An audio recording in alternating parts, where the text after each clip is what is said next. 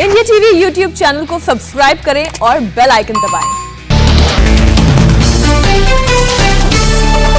अफगानिस्तान के पंजशीर में अहमद मसूद को बड़ा झटका। तालिबान के साथ जंग में रेजिस्टेंस फ्रंट के प्रवक्ता फहीम दश्ती की मौत। अहमद मसूद का अहम सहयोगी था Fahim Dashti. National Resistance Front of Afghanistan ने सोशल मीडिया पर की फहीम दश्ती की मौत की पुष्टि। पंजशीर के जंग में एक और अहम लड़ाका जनरल अब्दुल वदूद जारा भी मारा गया। रेजिस्टेंस फोर्स को 2 बड़े नुकसान। अफगानिस्तान के पूर्व उपराष्ट्रपति अमरुल्लाह सालेह के पंजशीर छोड़े जाने के बाद तजाकिस्तान भागने की खबर। रेजिस्टेंस फोर्स ने दी जानकारी। अमरुल्लाह सालेह के घर पर तालिबान ने किया हेलीकॉप्टर से अटैक। ISI चीफ ने कबूल किया होने खबरें। अहमद मसूद ने भी पंजशीर के किसी सुरक्षित ठिकाने पर छिपने की खबर सामने आई। एक दिन पहले तालिबान से बातचीत की पेशकश की गई थी। पूरा पंजशीर करीब करीब तालिबान के शिकंजे में आया। तालिबान ने पंजशीर के अलावा पूरे अफगानिस्तान पर पहले ही कब्जा किया था। पंजशीर में रेजिस्टेंस फोर्स ने सीज फायर की अपील की। भारी नुकसान के बाद की अपील। रेजिस्टेंस फोर्स ने तालिबान से पंजशीर छोड़ने को कहा, बदले में मिलिट्री एक्शन रोकने का भरोसा दिया। फिर दिखा तालिबान का खूंखार चेहरा। 8 महीने की प्रेग्नेंट पूर्व महिला पुलिस अफसर बानू निगार की हत्या की। तालिबान ने महिला पुलिस ऑफिसर के परिवार के सामने हत्या की। गौर प्रांत के फिरोजकोह में रहे वारदात। यूएन के under secretary general Martin Griffiths से मिला मुल्ला बरादर। काबुल में विदेश मंत्रालय में हुई बात। मुल्ला बरादर से मुलाकात के बाद बोले मार्टिन ग्रिफिथ्स, अफगानिस्तान को यूएन का सहयोग जारी रहेगा। अमेरिका के विदेश मंत्री एंटनी ब्लिंकन कतर के लिए हुए रवाना। अफगानिस्तान का मिशन खत्म होने के बाद आगे की रणनीति के लिए नेताओं से करेंगे मुलाकात। यात्रा के दौरान जर्मनी भी जाएंगे एंटनी ब्लिंकन। अफगानिस्तान से लाए गए लोगों को बसाने को लेकर बातचीत करेंगे। 20 देशों के नेताओं से वर्चुअल मीटिंग भी करेंगे। अमेरिका के रक्षा मंत्री लॉयड ऑस्टिन भी गल्फ देशों की यात्रा पर रवाना हुए। मिशन अफगानिस्तान के सहयोगी देशों के नेताओं से करेंगे मुलाकात। जर्मनी की चांसलर एंगेला मर्केल ने तालिबान से बातचीत की वकालत की। जर्मनी के लिए काम करने वालों की सुरक्षित वापसी के लिए बातचीत को जरूरी बताया। अफगानिस्तान से ब्रिटेन गए लोगों के रहने को नहीं हो पाई है स्थायी व्यवस्था। क्वारंटीन के बाद भी होटल में रह रहे हैं लोग। जावेद अख्तर के तालिबान की RSS से तुलना पर मुंबई में बीजेपी कार्यकर्ताओं का प्रदर्शन। जावेद अख्तर माफी मांगो के नारे लगे। ममता बनर्जी के भतीजे और TMC सांसद अभिषेक बनर्जी आज ED के सामने होंगे पेश। कोयला घोटाले से जुड़े मनी लॉन्ड्रिंग केस में ED ने भेजा था समन। अभिषेक बनर्जी का बयान, किसी भी तरह की जांच के लिए तैयार, आरोप साबित हुए तो फांसी के लिए तैयार। पश्चिम बंगाल में नेता प्रतिपक्ष शुभेंदु अधिकारी को CID ने भेजा समन। आज पेश होने को कहा। बॉडीगार्ड की हत्या के मामले में जांच कर रही है CID। ED ने महाराष्ट्र के पूर्व गृह मंत्री अनिल देशमुख के खिलाफ जारी किया है लुकआउट नोटिस। कई बार नोटिस मिलने के बावजूद पूछताछ के लिए हाजिर नहीं हुए। ED ने महाराष्ट्र के मंत्री अनिल परब के करीबी RTO ऑफिसर को भेजा समन। मनी लॉन्ड्रिंग मामले में आज पेश होने को कहा गया। आज हिमाचल प्रदेश के कोरोना वॉरियर्स को संबोधित करेंगे प्रधानमंत्री मोदी। वीडियो कॉन्फ्रेंसिंग के जरिए कोविड टीकाकरण कार्यक्रम के लाभार्थियों से भी बातचीत करेंगे। PM के वर्चुअल कार्यक्रम में हिमाचल प्रदेश के मुख्यमंत्री जयराम ठाकुर भी रहेंगे मौजूद। कोरोना वैक्सीनेशन की पहली डोज का 100% लक्ष्य हासिल करने वाला पहला राज्य बना हिमाचल प्रदेश। राष्ट्रपति रामनाथ कोविंद आज गोवा में INS हंसा के कार्यक्रम में शामिल होंगे। भारतीय नौसेना विमानन को राष्ट्रपति का ध्वज प्रदान करेंगे। 3 दिन के गोवा दौरे पर पहुंचे राष्ट्रपति। गोवा के गवर्नर और CM ने किया स्वागत। डेनमार्क के PM से मिले विदेश मंत्री S जयशंकर का हरियाली बढ़ाने में भारत का भागीदार है डेनमार्क। डेनमार्क के PM से मुलाकात पर MEA का बयान। दोनों देशों के बीच निवेश बढ़ाने को लेकर हुई चर्चा। बांग्लादेश के सूचना प्रसारण मंत्री त्रिपुरा बॉर्डर के रास्ते पहुंचे भारत। विदेश मंत्री S जयशंकर और सूचना प्रसारण मंत्री अनुराग ठाकुर से मुलाकात करेंगे। मुजफ्फरनगर की महापंचायत में राकेश टिकैत का मोदी सरकार पर प्रहार। कहा, देश का संविधान खतरे में है, सरकार सब कुछ बेचने में लगी है। टिकैत ने कहा, हमारा मिशन सिर्फ यूपी ही नहीं देश को बचाना है। ठेका प्रथा होगी तो देश में रोजगार खत्म होंगे। राकेश टिकैत ने कहा, यह वैचारिक क्रांति है और ये विचार से ही आती है। हम अपनी बात कहेंगे, अपनी बात कहना गुनाह है क्या? राकेश टिकैत ने किसान आंदोलन पर साफ किया रुख। कहा, मांग पूरी नहीं होने तक जारी रहेगा आंदोलन। आजादी के लिए 90 साल लड़ना पड़ा था। केंद्रीय सरकार से बातचीत पर बोले राकेश टिकैत, सरकार बुलाएगी तो बात करने जाएंगे। किसान महापंचायत में मोदी और योगी सरकार के खिलाफ एजेंडा साफ। लेफ्ट नेता हन्नान मुल्ला का ऐलान, मोदी और योगी को हराना मकसद। हन्नान मुल्ला ने कहा, मोदी सरकार के खिलाफ 27 सितंबर को भारत बंद करेंगे। उत्तर प्रदेश, उत्तराखंड और पंजाब में मिशन शुरू। मुजफ्फरनगर से बीजेपी सांसद संजीव बालिया ने कहा, किसान नेता राजनीति में आना चाहते हैं तो उनका स्वागत है। बीजेपी सांसद वरुण गांधी को मोदी सरकार की सलाह, किसानों से बात करें, उनके दर्द को समझें। किसानों के साथ बातचीत को लेकर बोले अनुराग ठाकुर, 1 नहीं 11 चरणों में करवाई गई है बैठक। अनुराग ठाकुर बोले, मोदी सरकार के समय से पहले ज्यादा मंडियां बनी, कुछ लोग अफवाह फैला रहे हैं, मंडियां बंद होंगी। मेरठ में किसानों की गुंडागर्दी, सेवाया टोल प्लाजा को फ्री करवाया। टोल प्लाजा में लगे 10 लाख की कीमत के सेंसर भी तोड़े। राहुल गांधी ने किसान महापंचायत की तस्वीर ट्वीट करके लिखा, गूंज रही सत्य की पुकार, तुमने सुनना होगा अन्यायी सरकार। 9 और 10 सितंबर को जम्मू दौरे पर जाएंगे राहुल गांधी। वैष्णो देवी के भी दर्शन करेंगे। CM योगी ने वाराणसी में प्रबुद्ध वर्ग सम्मेलन में लिया हिस्सा। पहले की सरकारों पर साधा निशाना। CM योगी ने कहा, आजादी के बाद से संकीर्ण एजेंडे के साथ सरकारें आती जाती रही, लेकिन विकास का एजेंडा तय नहीं हो पाया। CM योगी का बड़ा बयान, कहा 5 साल में उत्तर प्रदेश प्रदेश की प्रति व्यक्ति आय देश की प्रति व्यक्ति आय से ज्यादा होगी। सीएम योगी का विपक्षी दलों पर वार, कहा पूर्वी उत्तर प्रदेश माफिया और मच्छरों से मुक्त होकर विकास की गाथा लिख रहा है। सीएम योगी ने राम मंदिर निर्माण के लिए पीएम मोदी की तारीफ की, 5 सदी के इंतजार को पीएम ने दूर किया, कहा। डिप्टी सीएम केशव प्रसाद मौर्य ने कानपुर में किया बीजेपी प्रबुद्ध सम्मेलन का आगाज, का एसपी बीएसपी के लोग मुंगेरी लाल के हसीन सपने देख रहे हैं। उत्तर प्रदेश के डिप्टी सीएम केशव प्रसाद मौर्य बोले, बीजेपी जात पात की राजनीति नहीं करती, सरकारी योजनाओं को लोगों तक पहुंचाना ही मकसद। 20 सितंबर तक यूपी के सभी 403 विधानसभाओं में प्रबुद्ध वर्ग सम्मेलन का आयोजन करेगी बीजेपी। रविवार को 18 जगहों पर आयोजन। वाराणसी में भैरवनाथ मंदिर पहुंचे सीएम योगी आदित्यनाथ, संध्या आरती में लिया हिस्सा। बीजेपी के प्रबुद्ध सम्मेलन को ओपी राजभर ने बताया अबुद्ध वर्ग सम्मेलन का, बीएसपी की नकल कर रही है बीजेपी। यूपी बीजेपी महिला मोर्चा के प्रदेश कार्य समिति की आज होगी बैठक, प्रदेश अध्यक्ष स्वतंत्र देव सिंह होंगे शामिल, समापन सत्र को संबोधित करेंगे सीएम योगी। यूपी कांग्रेस टीम अजय कुमार लल्लू का बयान, विधानसभा चुनाव में सिर्फ छोटी छोटी पार्टियों से गठबंधन होगा। कांग्रेस का योगी सरकार पर पलटवार, ट्वीट करके लिखा, उत्तर प्रदेश में 20,000 लोगों पर सिर्फ एक डॉक्टर प्रदेश बदहाल। अजय कुमार लल्लू को उम्मीद यूपी में कांग्रेसी होगी की वापसी, कहा पिछली सभी सरकारें लोगों की उम्मीद पर खरी नहीं उतरी। यूपी के भदोही में समाजवादी शिक्षक सम्मेलन के दौरान बीजेपी पर जमकर बरसे अखिलेश यादव। भदोही में अखिलेश यादव बोले, समाजवादी पार्टी की परियोजनाओं का लोकार्पण और शिलान्यास कर रही है योगी सरकार। बिहार में आरजेडी में तकरार जारी, लालू यादव के बेटे तेज प्रताप ने छात्र राजद के समानांतर छात्र जनशक्ति परिषद नाम से बनाया नया संगठन। टीएमसी ने उपचुनाव के लिए उम्मीदवारों के नामों का ऐलान किया, भवानीपुर से ममता बनर्जी, जंगीपुर से जाकिर हसन और शमशेरगंज से अमीरुल इस्लाम को मैदान में उतारा। भवानीपुर सीट को लेकर टीएमसी नेता मदन मित्रा की भविष्यवाणी, उपचुनाव एक तरफा होगा, बीजेपी अपना पैसा बर्बाद ना करे। बीजेपी नेता शुभेंदु अधिकारी की पूर्वी मिदनापुर में जनसभा, ममता सरकार पर निशाना साधते हुए कहा टीचर्स भर्ती में बड़ा घोटाला हुआ, कई बिना परीक्षा के ही टीचर बन गए। शुभेंदु अधिकारी ने कहा भ्रष्टाचार और भाई भतीजावाद को बढ़ावा मिलने के कारण गंभीर संकट में पूरा शिक्षा विभाग। कर्नाटक में आज आएंगे स्थानीय चुनाव के नतीजे, 7 नगर निगमों में शुक्रवार को वोट डाले गए थे। राजस्थान में सचिन पायलट के जन्मदिन पर उनके समर्थक करेंगे शक्ति प्रदर्शन, 10 लाख पौधे लगाकर बनाएंगे वर्ल्ड रिकॉर्ड। पिता पर हुई एफआईआर पर बोले छत्तीसगढ़ के सीएम भूपेश बघेल, सरकार में कानून से ऊपर कोई नहीं, फिर चाहे मेरे पिता क्यों ना हो। सीएम भूपेश बघेल के पिता के खिलाफ रायपुर में दर्ज हुई है एफआईआर, सांप्रदायिक भावना को भड़काने का लगा है आरोप। मुंबई में आज मुस्लिम समुदाय के बुद्धिजीवियों से मिलेंगे संघ प्रमुख मोहन भागवत, शाम को 6 बजे होटल लीला में करेंगे मुलाकात। कांग्रेस ने मुंबई चिड़ियाघर में पेंगुइन की देखभाल के लिए 15 करोड़ का टेंडर जारी करने पर उठाए सवाल। पेंगुइन को सीएम उद्धव के बेटे आदित्य ठाकरे का ड्रीम प्रोजेक्ट माना जाता है। स्वाभिमानी शेतकारी संगठन के नेता राजू शेट्टी ने कोल्हापुर में पंचगंगा नदी की परिक्रमा यात्रा निकाली, बोले राज्य सरकार बारिश से प्रभावित किसानों को मुआवजा दे, इसलिए यात्रा निकाली गई। पंचगंगा नदी में जल समाधि लेने की चेतावनी राजू शेट्टी ने दी, आखिरी दिन यात्रा में हजारों लोग बिना मास्क के नजर आए। मध्य प्रदेश के एमबीबीएस छात्रों को अब आरएसएस और जनसंघ संस्थापकों के बारे में पढ़ाया जाएगा, मेडिकल एजुकेशन मंत्री विश्वास सारंग का बयान, नया कोर्स मेडिकल एथिक्स लेक्चर का हिस्सा। विश्वास सारंग ने कहा अगर नेहरू को पढ़ाया जा सकता है तो फिर हेडगेवार दीनदयाल उपाध्याय को क्यों नहीं। अपनी ही पार्टी के पूर्व विधायक की अवैध प्रॉपर्टी पर चला योगी आदित्यनाथ का बुलडोजर, बुलंदशहर में सुंदर सिंह लोधी की कब्जे की गई जमीन को खाली कराया। 32 करोड़ की जमीन पर सुंदर सिंह लोधी और उनके परिवार का था कब्जा, गोदाम और पार्किंग के लिए किराए पर दी गई थी जमीन। 1983 में जमीन का हुआ था अधिग्रहण, 2002 में जमीन आवास विकास परिषद के अधिकार में आई, बावजूद इसके पूर्व विधायक ने जमीन पर कब्जा बनाए रखा। बीजेपी के पूर्व विधायक सुंदर सिंह लोधी के परिवार का आरोप, जमीन कब्जा कराने मुक्त करने से पहले न तो नोटिस दिया गया और न ही मुआवजे की रकम। नोएडा के सेक्टर 78 में एसोटेक सोसाइटी के 3 फ्लैट तोड़े गए, अवैध रूप से बने थे। यूपी के संभल में अवैध शराब बेचने वाले 3 आरोपी पकड़े गए, 4000 बोतलें भी जब्त। अमेठी के तिलोई पहुंची केंद्रीय मंत्री स्मृति ईरानी, ऑक्सीजन प्लांट का उद्घाटन किया। स्मृति ईरानी ने कहा 2.5 साल में हर चुनावी वादे को पूरा किया गया, अमेठी में 14 लाख परिवारों को गरीब कल्याण योजना के तहत मिला मुफ्त राशन। अमेठी में स्मृति ईरानी ने मशहूर अशरफी लाल लस्सी कॉर्नर पर लस्सी पी, दुकान के मालिक से भी बातचीत की। आगरा की जेल पहुंचे प्रगतिशील समाजवादी पार्टी के मुखिया शिवपाल यादव, भदोही के विधायक विजय मिश्रा, एमएलसी कमलेश पाठक से की 2 घंटे तक मुलाकात के बाद शिवपाल सिंह यादव ने कहा ब्राह्मणों की बात सब करते हैं लेकिन उनसे कोई मिलने नहीं आता, मैं सिर्फ आया।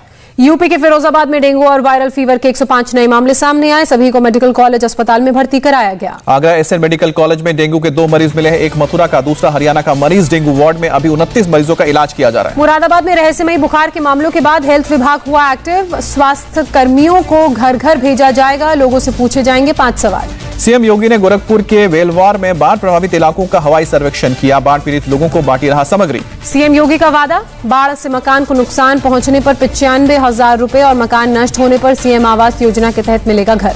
प्रयागराज में बीजेपी सांसद रीता बहुगुणा जोशी ने किया तेज बहादुर स्प्रू अस्पताल में ऑक्सीजन प्लांट का उद्घाटन, कहा तीसरी लहर से निपटने के लिए पूरी तरह से तैयार। वाराणसी से चिनार के बीच अलकनंदा क्रूज सेवा का आगाज। वाराणसी के कमिश्नर दीपक अग्रवाल ने किया शुभारंभ। गाजियाबाद के एक फार्म हाउस में लगी आग, बड़ी मुश्किल से आग पर काबू पाया गया। राजस्थान के टोंक में पैसों की लेन देन को लेकर हुए झगड़े में 2 लोगों की मौत, 3 गंभीर रूप से घायल। 2 परिवारों के झगड़े में धारदार हथियारों से हमला हुआ, दोनों पक्षों की तरफ से कार्रवाई गई है FIR। घायलों को अस्पताल लेकर पहुंचे परिजनों का डॉक्टर्स पर भी गंभीर आरोप। कहा घायल सादत नाम का शख्स 1 घंटे तक इलाज के लिए तड़पता रहा, इलाज में देरी की वजह से हुई मौत। FIR के आधार पर पुलिस कर रही है आगे की कार्रवाई, हत्यारों की जल्द से जल्द गिरफ्तारी की कोशिश। रायपुर के पुरानी बस्ती थाने में धर्मांतरण को लेकर बवाल। बजरंग दल और ABVP के लोगों ने थाने में घुसकर पादरी को पीटा। रायपुर के भाटा गांव इलाके में पादरी पर लगातार धर्म परिवर्तन करने का आरोप। शिकायत पर पुलिस ने ईसाई समाज के कुछ लोगों को थाने बुलाया था। मारपीट करने वाले 7 लोगों के खिलाफ केस दर्ज, फिलहाल किसी की गिरफ्तारी नहीं। थाने में मारपीट के मामले पर SSP का सख्त एक्शन। पुरानी बस्ती थाने के TI को किया लाइन अटैच, CSP को कारण बताओ notice. Delhi police crime branch ने 3 ड्रग्स तस्करों को गिरफ्तार किया, उनके पास से 1.5 करोड़ का ड्रग्स बरामद। ड्रंक एंड ड्राइविंग के खिलाफ दिल्ली पुलिस ने फिर शुरू की है मुहिम। शनिवार की रात 90 लोगों को पकड़ा गया। शराबियों को पकड़ने के लिए दिल्ली पुलिस ने शुरू किया ब्रेथ एनालाइजर टेस्ट। कोरोना की वजह से मार्च 2020 से था बंद। महाराष्ट्र में आर्थिक अपराध शाखा ने हीरा पन्ना शॉपिंग सेंटर में मारा छापा, 4 लोग गिरफ्तार, 16 लाख से ज्यादा की घड़ियां बरामद। आंध्र प्रदेश के चित्तूर में 1.5 करोड़ कीमत का लाल चंदन बरामद, 13 अंतर्राज्यीय तस्कर भी पकड़े गए। बेंगलुरु में रेल मंत्री अश्विनी वैष्णव ने किया विश्वेश्वरा टर्मिनल का दौरा। यह स्टेशन देश का पहला centralised air condition railway terminal. Chhattisgarh के राजनांदगांव जिले में मलेरिया डेंगू के खिलाफ अभियान। नदी नाले पर गांव-गांव पहुंच रहे हैं स्वास्थ्य कर्मचारी। डेंगू मलेरिया के बारे में गांव वालों को जागरूक कर रहे हैं स्वास्थ्य कर्मी। रात को सोते समय मच्छरदानी लगाने की अपील। कोरोना काल में बेहतर काम करने वाले शिक्षकों को दिल्ली सरकार ने किया सम्मानित। 122 शिक्षकों को मिला राज्य शिक्षक पुरस्कार। डिप्टी CM मनीष सिसोदिया ने कहा, दिल्ली के सरकारों स्कूलों का कोई टीचर अगर विदेशी यूनिवर्सिटी में पढ़ाई करना चाहता है तो दिल्ली सरकार उठाएगी पूरा खर्चा। रायपुर में गवर्नर हाउस में शिक्षकों को किया गया सम्मानित, समारोह में मुख्यमंत्री भी हुए शामिल। रांची यूनिवर्सिटी के पूर्व शिक्षकों को किया गया सम्मानित, झारखंड के राज्यपाल रमेश बैस ने सम्मानित किया। हरियाणा के यमुनानगर में शिक्षा मंत्री के खिलाफ गेस्ट टीचर्स ने निकाली रैली, परमानेंट जॉब की मांग। शिक्षक दिवस पर पटना में CTET के लाभार्थियों का प्रदर्शन। लालू यादव के बेटे तेज प्रताप यादव प्रदर्शन में शामिल हुए। देहरादून पहुंचे CDS बिपिन रावत, CM पुष्कर सिंह धामी ने किया स्वागत। शिमला में CM जयराम ठाकुर ने किया हेरिटेज पुलिस असिस्टेंट रूम का उद्घाटन, बाद में मॉल रोड में भी घूमे। लुधियाना में यूथ अकाली दल ने किया खराब सड़कों के खिलाफ प्रदर्शन, प्रदर्शनकारियों ने स्लोगन भी लहराए। जम्मू में केंद्रीय मंत्री जितेंद्र सिंह ने किया डॉपलर वेदर रडार सिस्टम का उद्घाटन, समय रहते मिल सकेगी खराब मौसम की चेतावनी। हैदराबाद में संस्कृति मंत्री जी किशन रेड्डी ने किया मोदी पर लिखी किताब के तेलुगु संस्करण का विमोचन। लुधियाना का दिव्यांग हरजीत बंद बनाता है खूबसूरत स्केच, अपनी प्रतिभा से कई पुरस्कार भी जीते। मुंबई से जम्मू कश्मीर के पुंछ ले जाई जा रही है गणेश प्रतिमा, 6 साल से निभाई जा रही है रस्म। पुंछ में सेना के जवानों के साथ गणपति उत्सव मनाया जाता है। आंध्र प्रदेश के विजयवाड़ा में गणेश उत्सव की तैयारियां शुरू, गणेश की प्रतिमा बनाने वालों को इस बार मिल रहे हैं कम ऑर्डर। मुंबई में दूसरे शहरों से कैंसर का इलाज कराने आए लोग बदहाल, टाटा मेमोरियल अस्पताल के बाहर फुटपाथ पर रहने को मजबूर। भोपाल में किसानों के लिए खेतों में लाल भिंडी उगाने का एक सफलता, इंटरनेशनल मार्केट में भारी डिमांड है लाल। गोरखपुर में स्कूली छात्रा का अनोखी जज्बा, स्कूल ना छूटे इसलिए बाढ़ के पानी में नाव चलाकर पहुंचती हैं स्कूल। MP के बांधवगढ़ टाइगर रिजर्व में शुरू हुआ हाथी महोत्सव, 7 दिन तक चलेगा। अगले 3 दिनों तक दक्षिण पश्चिम और उत्तर भारत में कई इलाकों में भारी बारिश का अनुमान, मौसम विभाग ने जारी किया अलर्ट। असम में बाढ़ के हालात पर थोड़ा सुधार, अब भी करीब 1,18,000 लोग बाढ़ से प्रभावित हैं। राजस्थान के चित्तौड़गढ़ में तालाब में डूबकर 5 बच्चों की मौत, तालाब में नहाने गए थे बच्चे।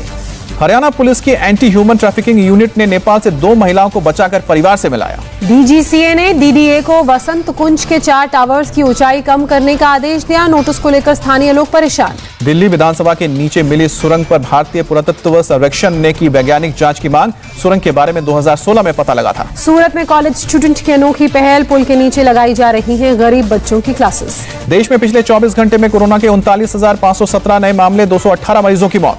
केरल में पिछले 24 घंटे में कोरोना 26,701 नए मामले दर्ज किए गए, 74 लोगों ने जान गंवाई। महाराष्ट्र में बीते 24 घंटे में कोरोना के 4,057 नए केस, 67 लोगों की मौत। मुंबई में बीते 24 घंटे में 496 लोग कोरोना से संक्रमित पाए गए, 2 लोगों ने जान गंवाई। आंध्र प्रदेश में कोरोना के 1,623 नए केस, 24 घंटे में 8 लोगों ने दम तोड़ा। तमिलनाडु में 1,592 लोग कोरोना से पाए गए संक्रमित, 24 घंटे में 18 लोगों ने जान गंवाई। कर्नाटक में कोरोना के 1,117 नए केस, 24 घंटे में कोरोना से 8 लोगों की जान गई। दिल्ली में कोरोना के 30 नए मामले सामने आए, 24 घंटे में एक भी कोरोना मरीज ने जान नहीं गंवाई। यूपी में कोरोना के 18 नए केस, 0.1% से भी कम है पॉजिटिविटी रेट। पश्चिम बंगाल में कोरोना के 707 नए मामले सामने आए, बीते 24 घंटे में 11 संक्रमितों ने जान गंवाई। मिजोरम में पिछले 24 घंटे में कोरोना वायरस के 444 नए मामले सामने आए हैं। पॉजिटिव मामलों की कुल संख्या हो गई है 64,228।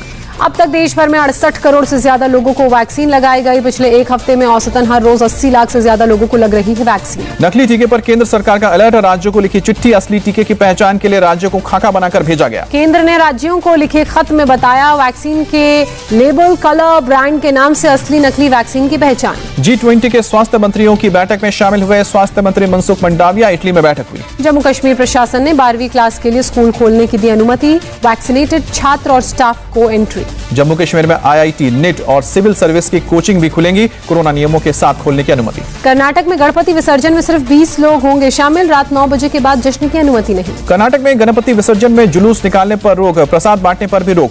मुंबई के मरीन ड्राइव, गिरगांव, चौपाटी में रविवार को उमड़ी लाखों लोगों की भीड़। कई लोग बिना मास्क के भी आए नजर। मुंबई के जुहू बीच पर भी भारी भीड़। पुलिस की सख्ती के बाद भी बेपरवाह नजर आए लोग। मास्क न पहनने वालों के खिलाफ मुंबई पुलिस का एक्शन। गाड़ी में सवार लोगों को भी चालान काटे।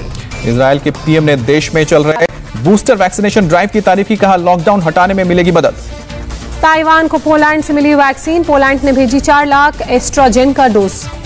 वेस्ट अफ्रीका के देश गिनी में सैन्य तख्तापलट। सरकार को भंग करने की घोषणा। गिनी के राष्ट्रपति भवन पर सेना का कब्जा। हिरासत में लिए गए राष्ट्रपति कोंडे। गिनी की राजधानी में गोलियों की आवाज सुनी गई। सेना के विद्रोह गुट ने सरकार को हटाकर तख्तापलट की साजिश की। सैनिकों को सड़कों पर देखा गया। देश की सीमाओं को भी सील करने की खबर। विद्रोही सैनिकों ने अपने कब्जे की घोषणा के बाद देश में लोकतंत्र बहाली की बात कही। पाकिस्तान के बलूचिस्तान के माशटंग में आत्मघाती हमला। 3 लोगों की मौत, 20 घायल। सभी घायलों को अस्पताल में भर्ती कराया गया है। तहरीके तालिबान ने ली हमले की जिम्मेदारी। मैक्सिको में प्रवासियों और नेशनल गार्ड के बीच झड़प। पुलिस ने कई लोगों को हिरासत में लिया। सैकड़ों की तादाद में प्रवासी मौके से भागे। पहले बॉर्डर इलाके में नेशनल गार्ड के साथ हुई थी झड़प। बाल्कन देश मोंटेनेग्रो में प्रदर्शनकारियों और पुलिस के बीच हिंसक झड़प। हालात काबू में करने के लिए पुलिस ने छोड़े आंसू गैस के गोले। प्रदर्शनकारियों ने सड़क जाम करने के साथ पथराव किया। झड़प में 7 पुलिस वाले और कई प्रदर्शनकारी घायल हुए। ऑस्ट्रेलिया में शार्क के हमले में एक शख्स की मौत। समंदर में सर्फिंग करने गया था शख्स। अमेरिका के न्यू जर्सी से सामने आई कुछ और तस्वीरें। ईरा तूफान आने से पहले और बाद के हालात के मंजर कैमरे में कैद। जर्मनी की चांसलर एंजेला मार्केल ने बाढ़ प्रभावित इलाकों का जायजा लिया। बाढ़ से बुरी तरह से नष्ट हुई इमारतों और ब्रिज को दोबारा से बनाने का भरोसा दिया। अर्जेंटीना में लोगों ने कोरोना से मरने वालों को श्रद्धांजलि दी और कोरोना मैनेजमेंट को लेकर सरकार के खिलाफ प्रदर्शन किया। चिली में ज्यादा दर्शकों के साथ खुले सर्कस। कोरोना केस कम होने के बाद 1000 लोगों के लिए ओपन किया गया शो। ओवल टेस्ट में भारत की पकड़ मजबूत हुई। आज भारत को जीत हासिल करने के लिए 10 विकेट की जरूरत। इंग्लैंड जीत से 291 रन दूर। चौथे दिन का खेल खत्म होने तक इंग्लैंड ने बनाए 77 रन बिना किसी विकेट के नुकसान के। हसीब हमीद 43 और रोरी बर्न्स 31 रन पर बरकरार। भारत की दूसरी पारी 466 रन पे ऑल आउट हुई है। टीम इंडिया की तरफ से रोहित शर्मा ने 127 रन की शानदार पारी खेली। चेतेश्वर पुजारा ने 61 रन और शार्दुल ठाकुर ने 60 रन की पारी खेली। ऋषभ पंत ने भी शानदार अर्धशतक जड़ा। इंग्लैंड की तरफ से दूसरी पारी में क्रिस वॉक्स ने 3, मोइन अली और ओली रॉबिन्सन ने 2-2 विकेट झटके। लगातार फेल हो रहे अजिंक्य रहाणे को VVS लक्ष्मण की सलाह। बोले रहाणे को कुछ दिनों का ब्रेक लेना चाहिए। टीम इंडिया के हेड कोच रवि शास्त्री को हुआ कोरोना। 3 और सदस्यों को भी किया गया आइसोलेट। एजाज पटेल की शानदार गेंदबाजी के दम पर न्यूजीलैंड ने तीसरे T20 में शानदार जीत दर्ज की। मेजबान बांग्लादेश को 52 रनों से हराया। एजाज पटेल ने 16 रन देकर 4 विकेट झटके। सीरीज में 2 लगातार हार के बाद कीवियों की पहली जीत। टॉस जीतकर पहले बल्लेबाजी करते हुए न्यूजीलैंड ने 5 विकेट के नुकसान पर 128 रन बनाए थे। सनराइजर्स हैदराबाद की टीम से जुड़े कीन विलियमसन। टीम ने ट्वीट कर दी जानकारी। टोक्यो पैरालंपिक का हुआ रंगारंग समापन। 12 दिनों तक चले खेल के महाकुंभ में 162 देशों ने हिस्सा लिया। समापन समारोह में अवनी लेखरा भारतीय दल की ध्वजवाहक रही। लेखरा ने इस बार जीता है 1 गोल्ड और 1 ब्रॉन्ज मेडल। पैरालंपिक खेलों में भारत की दिखी ताकत। 5 स्वर्ण के साथ जीते रिकॉर्ड 19 मेडल। आखिरी दिन भी 1 स्वर्ण समेत 2 पदक अपने नाम किए। पैरालंपिक्स में भारतीय खिलाड़ियों का शानदार प्रदर्शन पर बोले पीएम मोदी। खेल के इतिहास में टोक्यो पैरालंपिक्स का अलग स्थान। पीएम मोदी ने कहा ओलंपिक इतिहास में सबसे ज्यादा मेडल ने हम सभी का दिल खुशी से भर दिया है। सभी कोच सपोर्टिंग स्टाफ को बधाई। पैरालंपिक्स में मेडल के आंकड़ों का ग्राफ शेयर कर गृह मंत्री अमित शाह ने पीएम की तारीफ की। कहा जब टॉप लीडर खुद खिलाड़ियों के साथ खड़ा होता है तो चमत्कार होता है। ओलंपिक्स की तरह पैरालंपियंस के लिए भी मेजबानी करेंगे प्रधानमंत्री मोदी। खेल मंत्री अनुराग ठाकुर ने जानकारी दी।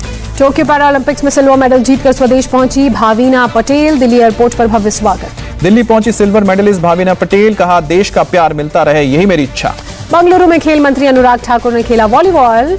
किट्टूर रानी चेन्नम्मा ग्राउंड पहुंचे थे अनुराग ठाकुर, साथ में तेजस्वी सूर्या भी आए नजर। अनुराग ठाकुर ने बिना नाम लिए बोला हमला, एक राजनीतिक दल के युवा नेता हमारे मेडल विजेताओं को बधाई देने में शर्माते हैं। स्पोर्ट्स अथॉरिटी ऑफ इंडिया के मेडिकल फैसिलिटी एरिया में अनुराग ठाकुर गए, मेडिकल इक्विपमेंट का जायजा लिया।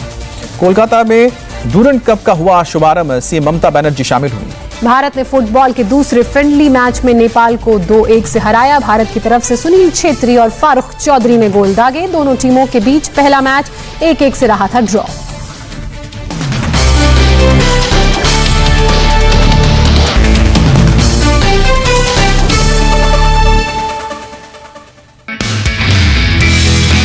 नमस्ते, मैं हूं मीनाक्षी जोशी।